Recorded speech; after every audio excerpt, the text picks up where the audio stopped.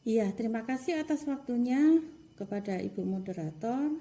Saya di sini sebagai istilahnya bukan narasumber ya, tapi saya selaku guru yang ingin berbagi apa yang saya pahami mengenai modul 1.4 yaitu budaya positif. Mohon izin untuk share screen.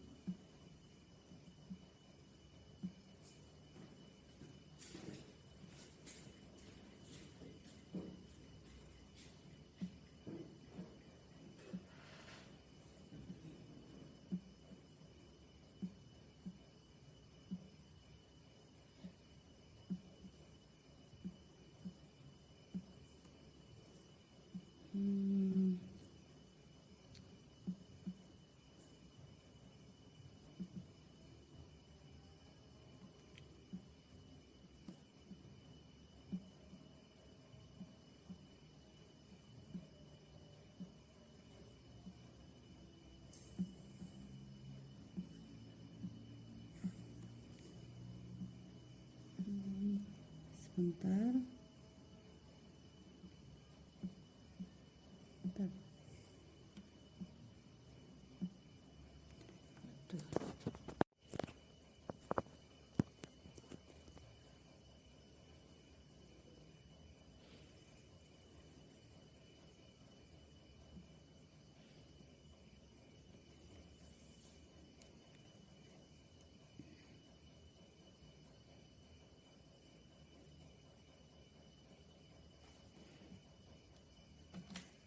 Kelas ini.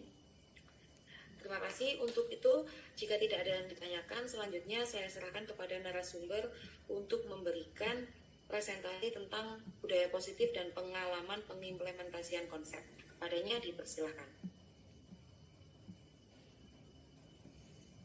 Ya, terima kasih Bapak Ibu atas waktu yang disediakan. Assalamualaikum warahmatullahi wabarakatuh. Selamat sore, salam sejahtera bagi kita semua. Bapak Ibu, saya di sini selaku guru nggih, sami kali panjenengan semua. Di sini ada sesi berbagi. Jadi saya tidak sebagai narasumber, tapi apa yang saya pahami ingin sekali saya bagikan dengan panjenengan semua. Saya mohon share screen.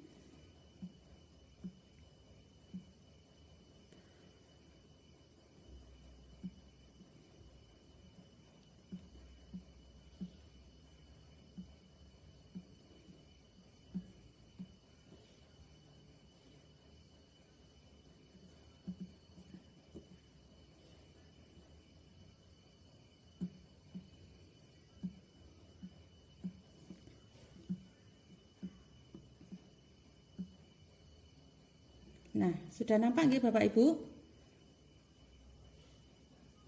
Halo Bapak Ibu, sudah nampak? Ya, sudah Bu. Nggih. Baik Bapak Ibu, kali ini saya ingin membagikan pemahaman saya mengenai budaya positif, konsep-konsep inti dan implementasinya di lingkungan sekolah. Pada konsep-konsep inti budaya positif di sini, ruang lingkupnya ada beberapa materi, yaitu yang pertama perubahan paradigma belajar, disiplin positif, motivasi perilaku manusia, kebutuhan dasar, posisi kontrol restitusi, keyakinan kelas, dan yang terakhir adalah segitiga restitusi. Kita langsung ke perubahan paradigma belajar.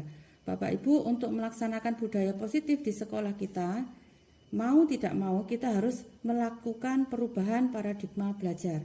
Mengapa demikian? Karena paradigma belajar yang sebelumnya dalam melaksanakan disiplin positif, kita tumpuannya adalah tata tertib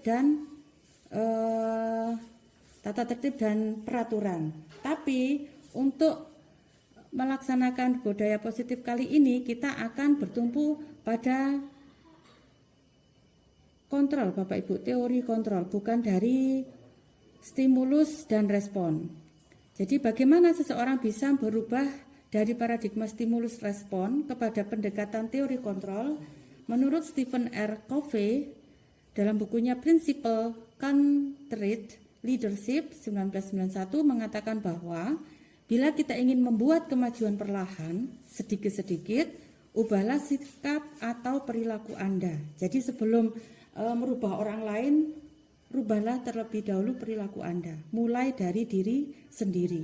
Namun, bila kita ingin memperbaiki cara-cara utama kita, maka kita perlu mengubah kerangka acuan kita. Ubahlah bagaimana Anda melihat dunia, bagaimana Anda berpikir tentang manusia, ubahlah paradigma Anda, pemikiran Anda, skema, pemahaman, dan penjelasan aspek-aspek tertentu tentang realitas. Nah, apa perbedaan antara stimulus respon atau yang disebut dengan tata tertib atau peraturan dengan teori kontrol? Jadi di sini saya sebut saja singkatan ya untuk stimulus respon yaitu SR dan teori kontrol adalah TK. Menurut sisi SR, realitas atau kebutuhan itu kita sama. Jadi menurut kita itu sama. Tapi menurut TK, realitas atau kebutuhan kita berbeda. Jadi setiap kebutuhan seseorang itu pasti berbeda. Nah, lagi SR, semua orang melihat hal yang sama. Padahal menurut TK, setiap orang memiliki gambaran berbeda atau pemikiran berbeda. Bapak Ibu sudah mulai tergerak, sudah mulai berpikir. Nah, kita lagi ke SR. Kita mencoba mengubah orang agar berpandangan sama dengan kita. Sedangkan menurut TK, kita berusaha memahami pandangan orang lain tentang dunia. Jadi perbedaan perpandangan atau pemikiran orang itu tidak harus membuat kita berpisah atau berbeda untuk seterusnya. Tapi bagaimana cara kita memahami perbedaan tersebut supaya kita bisa tetap hidup berdampingan. Ngaten Bapak Ibu. Kemudian kita ke SR lagi, perilaku buruk dilihat sebagai suatu kesalahan. Ngaten nggih selama ini? Padahal menurut TK semua perilaku memiliki tujuan. Jadi apapun perilaku, apapun tindakan yang menurut kita salah atau benar pasti memiliki tujuan atau alasan. Nah, kita ke SR lagi, orang lain bisa mengontrol saya. Sedangkan menurut TK, hanya Anda yang bisa mengontrol diri Anda. Lagi ke SR, saya bisa mengontrol orang lain. Menurut TK, Anda tidak bisa mengontrol orang lain. Jadi intinya yang bisa mengontrol diri Anda sendiri. Ngaten nggih? Kita kembali ke SR, saya bisa, pemaksaan ada pada saat bujukan gagal. Menurut TK, kolaborasi dan konsensus menciptakan pilihan-pilihan baru. Jadi intinya kalau misalnya kita punya masalah, nah kalau kita mau berkolaborasi, berbagi dengan orang lain, pasti banyak alternatif solusi yang bisa kita ambil. Beda dengan kita berpikir sendiri, solusinya pasti cuma satu itu saja. Itu maksudnya. Kemudian yang terakhir dari stimulus respon yaitu model berpikir menang kalah. Kalau nggak menang ya kalah. Begitu ya selama ini kita berpikirnya. Padahal kalau kita pakai teori kontrol, model berpikir menang-menang. Loh maksudnya apa?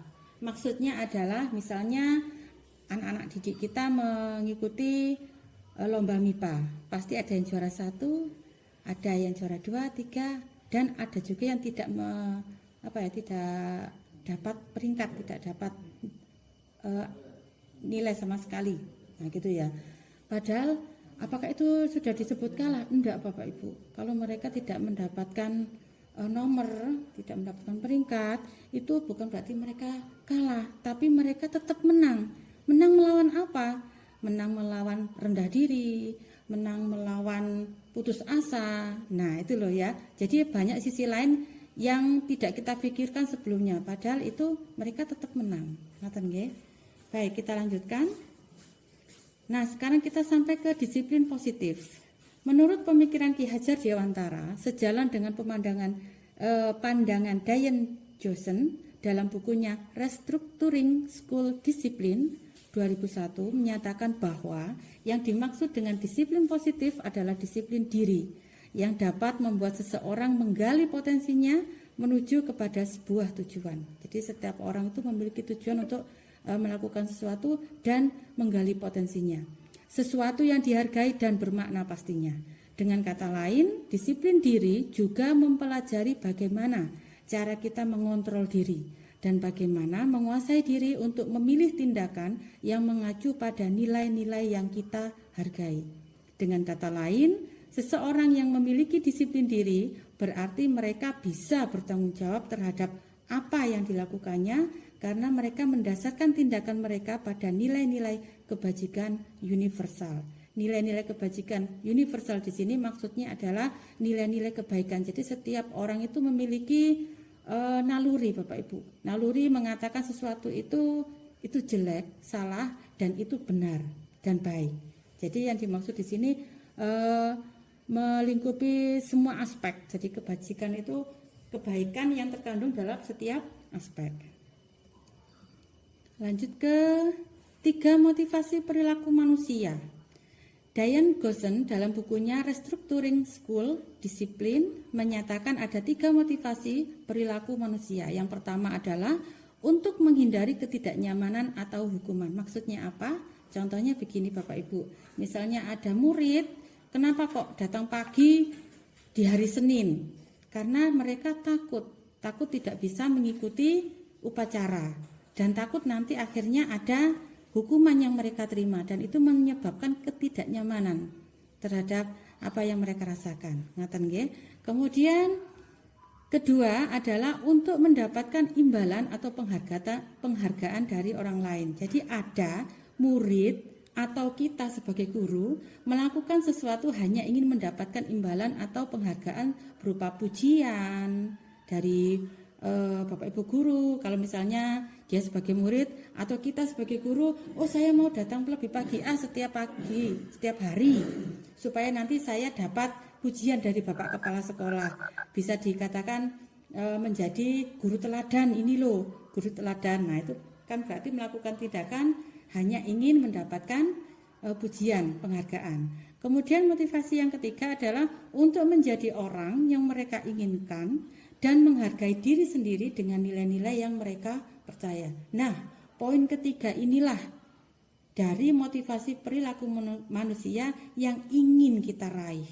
Jadi, baik itu sebagai siswa, ayo kita timbulkan motivasi positif mereka itu secara internal. Motivasi itu timbul dari diri mereka sendiri, bukan dari orang lain. Juga kita sebagai guru, ayo kita lakukan kebaikan, disiplin positif. Kalau bisa itu motivasinya berasal dari internal juga, dari dalam diri kita sendiri. Menghargai posisi kita sebagai guru yang nantinya akan menjadikan teladan bagi anak-anak. Ngaten nggih Bapak Ibu. Baik, kita lanjut ke kebutuhan dasar. Ini hanya pertanyaan pemantik Bapak Ibu. Jadi nanti jawabannya bisa Bapak Ibu jawab sendiri dalam hati nggih. Ibu Ambar, guru wali kelas 2A di SD Pelita Hati, sedang bingung menghadapi ulah salah satu murid di kelasnya, Doni. Beberapa anak di kelas 2A telah datang padanya dan mengeluhkan Doni yang sering kali meminta bekal makan siang mereka dengan paksa. Jika Anda menghadapi situasi seperti Ibu Ambar, apa yang akan Anda lakukan? Menurut Anda kira-kira apa alasan Doni melakukan hal itu? Pasti ada alasannya toh. Pada intinya adalah selalu ada kebutuhan yang ingin mereka atau yang ingin dicukupi dengan melakukan setiap tindakan. Nah, kita beralih ke kebutuhan dasar. 5 kebutuhan dasar manusia. Ada 5 Bapak Ibu, ini kaitannya tidak hanya sebagai murid tapi kita sebagai guru pun, karena kita pada intinya juga manusia nggih. Nah, ini 5 dasar kebutuhannya. Yang pertama adalah bertahan hidup. Kedua adalah kebebasan. Ketiga kesenangan. Keempat penguasaan. Dan kelima kasih sayang dan rasa diterima. Ini kebutuhan dasar yang harus tercukupi. Jika salah satu tidak tercukupi, maka akan timbul beberapa tindakan atau perilaku yang tidak menyenangkan, yang menurut kita itu tidak baik. Nah, itu intinya, oh ternyata dia seperti ini karena kebutuhan ininya tidak tercukupi. Ngaten. Baik, kita lanjut ke posisi kontrol restitusi. Nah, pertanyaan pemantik. Tisa dan Hana dipanggil masuk ke ruangan Ibu Dewi, Kepala Sekolah SMA Makmur. Ibu Dewi baru saja mendapatkan pengaduan dari Ibunda Tisa bahwa Hana menggunakan kata-kata kasar dan merendah-rendahkan Tisa di sosial media. Nah, Bapak Ibu, dari kesekian banyaknya soal atau permasalahan yang timbul di sekolah yang kaitannya dengan anak-anak kita, itu pasti ada beberapa yang sama atau berbeda, tapi pada intinya mereka memiliki masalah dengan kebutuhan dasar manusia. Ngaten nggih Bapak Ibu? Baik, kita lanjutkan. Kita ke 5 posisi kontrol. 5 posisi kontrol ini bisa kita pilih salah satu dan bisa kita jadikan bahan evaluasi kita. Yang pertama adalah penghukum. Selama ini kita sebagai guru jika melihat siswa melakukan tindakan tidak sesuai dengan tata tertib dan peraturan, apa yang kita pilih? Mana? Posisi kontrol yang mana yang kita pilih? Oh, penghukum. Kita masih sering pakai penghukum. Ngaten nggih? Kemudian yang kedua, pembuat merasa bersalah.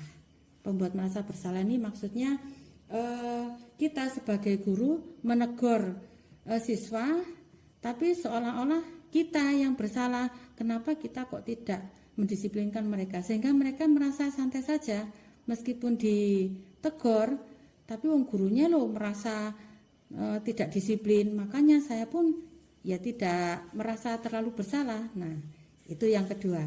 Kemudian yang ketiga, teman. Jadi guru di sini menegur siswa seolah-olah guru sebagai teman mereka. Kalau bisa kita jangan seperti itu Bapak Ibu, karena mereka akan tetap santai dengan apa yang mereka lakukan. Maksudnya perilaku yang tidak baik di sekolah, terus kita menegurnya seperti kita teman mereka. Nah, itu tidak akan merubah mereka menjadi lebih baik. Kemudian yang keempat adalah pemantau. Pemantau itu kita guru menegur mereka tidak memberikan sesuatu hal yang bisa merubah ke arah yang lebih baik, tapi cuma memantau saja, melihat saja apa yang mereka lakukan. Kemudian yang terakhir adalah manajer. Bapak Ibu, manajer jika di sebuah perusahaan, apa yang mereka lakukan? Mereka akan berusaha memberikan arahan yang terbaik bagi anak buahnya, bagi pegawai-pegawainya, kemudian mengarahkan, memberikan pembinaan jika mereka bersalah. Nah, kira-kira kita di posisi yang mana? Kita sering melakukan yang mana? Apa sebagai penghukum, atau pembuat merasa bersalah, atau teman, atau pemantau, atau manajer? Itu adalah 5 posisi kontrol. Baik, saya lanjutkan. Nah, untuk mewujudkan budaya positif, yang pertama harus kita lakukan adalah membuat keyakinan kelas. Keyakinan kelas sudah pasti berbeda dengan tata tertib dan peraturan. Kalau tata tertib dan peraturan memang itu dibuat menuju ke arah kebaikan untuk sesuatu hal yang positif, tapi tanpa meminta kesepakatan siswa. Beda dengan keyakinan kelas. Keyakinan kelas adalah sesuatu hal atau beberapa hal yang bernilai positif, di situ disepakati oleh guru dan siswa. Ngaten. Jadi apa yang mereka ucapkan, nah tentang kebaikan pasti lahir dari hati nurani mereka. Jadi mereka berpikirnya bukan peraturan. Oh ini loh baik, oh ini loh bu baik. Nah itu ya. Mengapa keyakinan kelas? Mengapa kok tidak peraturan kelas saja? Jadi jenis-jenis utama bentang alam. Oh maaf. Kita lanjut saja ke bawahnya. Nah, keyakinan kelas. Mengapa keyakinan kelas? Mengapa tidak peraturan kelas saja? Pada materi disiplin positif, kita akan dikaitkan dengan nilai-nilai kebajikan universal yang disepakati bersama. Nah, yang sudah saya sampaikan tadi nih Bapak Ibu, lepas dari suku bangsa, agama, bahasa, maupun latar belakangnya. Nilai-nilai ini merupakan payung besar dari sikap dan perilaku kita, atau nilai-nilai ini merupakan fondasi kita berperilaku. Nilai-nilai kebajikan adalah sifat-sifat positif manusia yang merupakan tujuan mulia yang ingin dicapai setiap individu. seperti yang telah dikemukakan oleh Dr. William Gleiser pada teori kontrol 1984, menyatakan bahwa setiap perbuatan memiliki suatu tujuan. Dan selanjutnya, Diana Gossen 1998 mengemukakan bahwa dengan mengaitkan nilai-nilai kebajikan yang diyakini seseorang, maka motivasi intrinsiknya akan terbangun, sehingga menggerakkan motivasi dari dalam untuk dapat mencapai tujuan mulia yang diinginkan. Berikutnya, maka jawaban dari pertanyaan pemantik tadi adalah sudah pasti seseorang akan lebih tergerak dan bersemangat untuk menjalankan keyakinannya daripada hanya sekedar mengikuti serangkaian peraturan tertulis tanpa makna. Murid-murid pun demikian, mereka perlu mendengarkan dan memahami arti sesungguhnya tentang peraturan-peraturan yang diberikan.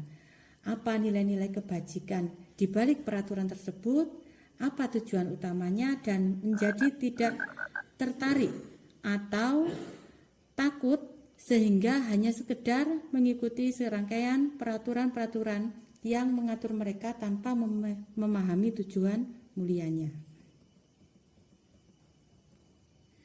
Lanjut, prosedur pembentukan keyakinan kelas. Curah pendapat tentang peraturan yang perlu disepakati oleh warga sekolah. Jadi itu prosedur pertama Bapak Ibu yang harus kita lakukan untuk menyusun keyakinan kelas. Yang kedua, mencatat semua masukan warga sekolah. 3, susunlah keyakinan kelas sesuai prosedur. Contohnya, pertama, kita bisa minta anak-anak untuk mengucapkan kalimat negatif. Jangan berlari di kelas atau koridor. Nah, itu kita rubah menjadi kalimat positif. Seperti apa? Berjalanlah di kelas atau koridor. Ingatan Bapak Ibu. Berikutnya, tinjau kembali daftar curah pendapat yang sudah dicatat. Tinjau ulang keyakinan sekolah atau kelas secara bersama-sama. Setelah keyakinan sekolah atau kelas selesai dibuat, tinjau ulang. Setujui dan penandatanganan kepala sekolah. Lekatkan keyakinan sekolah atau kelas pada tempat yang mudah dilihat. Nah, berikutnya ini adalah contoh keyakinan kelas. Jadi ini ada keyakinan kelas 1, ada keyakinan kelas 5. Contohnya untuk keyakinan kelas 1, setiap anggota kelas perlu belajar. Setiap anggota kelas perlu senang. Setiap anggota kelas perlu melakukan tugas. Dan selanjutnya, jadi kita hindari pemakaian kata tidak boleh, dilarang. Nah, itu tidak ada. Oke. Jadi semuanya bernada positif. Selalu bersikap positif, senantiasa menjadi diri terbaik, kemudian percaya dan menghormati orang lain serta barang miliknya. Nah, dan selanjutnya dan seterusnya. Ngoten nggih? Berikutnya kita ke segitiga restitusi. Nah, ini ada beberapa ibu guru yang penasaran dengan segitiga restitusi. Kali ini saya ingin berbagi. Proses 3 tahapan restitusi didasarkan pada prinsip-prinsip utama dari teori kontrol, yaitu yang pertama langkah, yaitu menstabilkan identitas. Teori kontrol, kita semua akan melakukan hal terbaik yang bisa kita lakukan. Jadi jika ada siswa bermasalah, kita panggil satu orang tersebut ke dalam sebuah ruangan. Jadi jangan sampai kita bertanya atau marah-marah di depan banyak temannya. Jadi kita panggil saja, kita ajak mereka face to face, berbicara dari hati ke hati. Jadi yang pertama kita lakukan untuk segitiga restitusi itu tadi, menstabilkan identitas. Jadi setiap dari kita pasti akan ingin melakukan hal yang terbaik jika kita menghadapi situasi tersebut.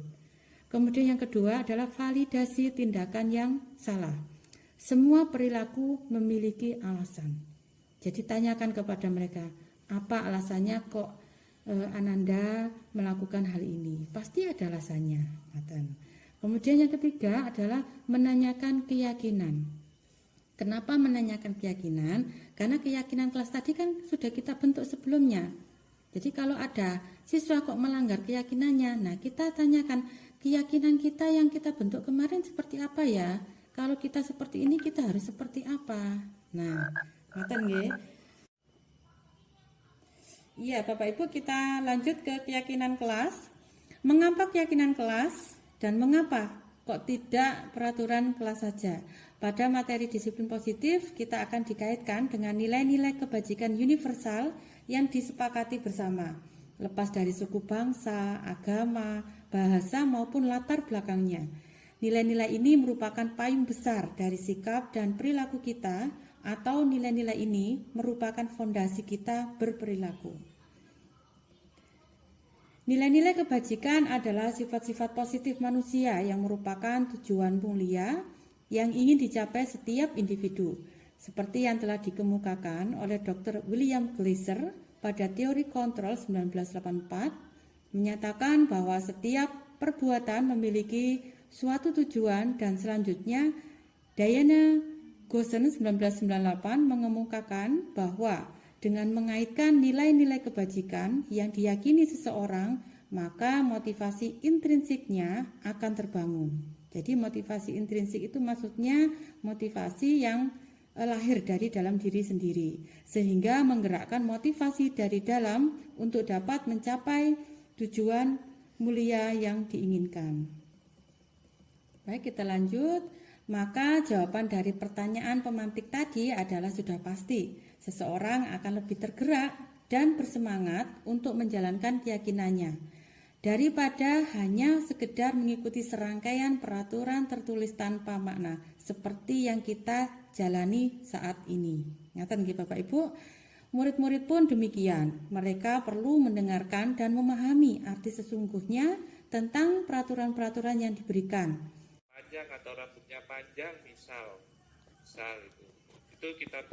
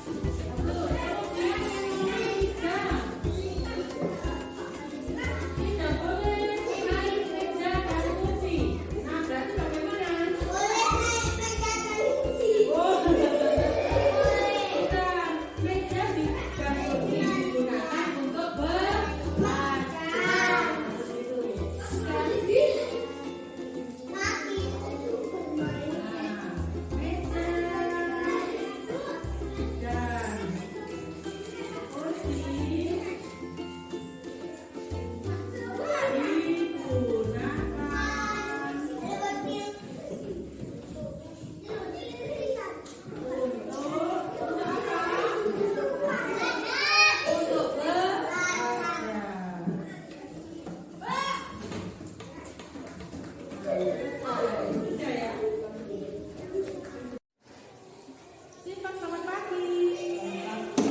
Sehat? Sehat. Sifat dulu ada beberapa yang ingin ditanyakan sifat. Itu sifat santai saja, tidak usah takut ya. Sifat dulu sering melihat kamu itu suka berbicara saat teman sedang serius menulis. Teman-teman tulis, terus teman-temannya juga menyimak materi pelajaran dari guru dan ada